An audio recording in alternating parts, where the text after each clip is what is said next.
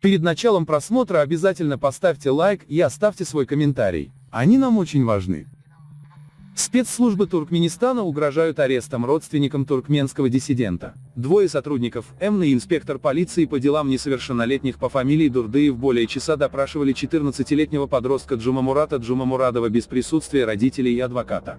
Юноша 2007 года рождения, ученик 8 класса средней школы номер 29 села Тази Усул Саядского этапа Либасского вилаята, племянник гражданского активиста Разыбая Джумамурадова, проживающего в Турции. В 9 часов утра 4 мая сотрудник МН позвонил директору школы Гофхер Балтаевой и потребовал немедленно доставить Джумамурата в опорный пункт полиции сельскохозяйственного объединения Либаб.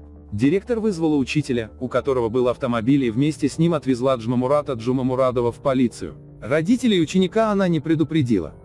В опорном пункте трое представителей правоохранительных структур более часа выясняли у ребенка, как часто он общался со своим дядей, о чем говорил, передавал ли ему какие-то сведения, порочащие родину и президента. Правоохранители матерились, кричали и угрожали, что посадят Джумамурата и его родителей в тюрьму за то, что они поддерживают отношения с родственником, который сотрудничает с зарубежными оппозиционерами и идеологическими диверсантами. Затем в опорный пункт привезли мать Джумамурата и также, запугивая, допрашивали ее при сыне. После этого их сфотографировали в анфас и профиль, и обоих отпустили домой. 26 апреля сотрудники МН допросили брата Разыбая. 21 марта неизвестные несколько раз звонили этой семье и угрожали убийством, если семья не прекратит общаться с Разыбаем Джумамурадовым.